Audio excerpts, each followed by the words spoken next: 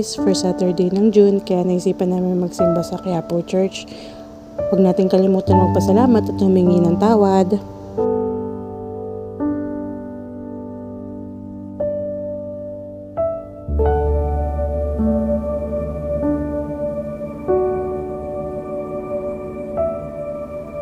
Namin mag-church, nagpunta kami ng Tutuban. Diyan nga pala kami kumain sa Kuyo Ramen 99. Habang wala pa yung pagkain, nag-picture muna kami. Sus, kala mo talaga mga payat eh. Ayan na, dito na yung food namin. O siya, galit-galit na muna, kain na.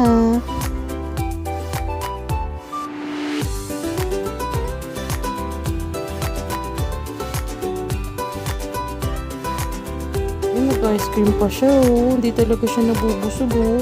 Tapos magtataka yan bakit hindi siya pumapayat. Bye!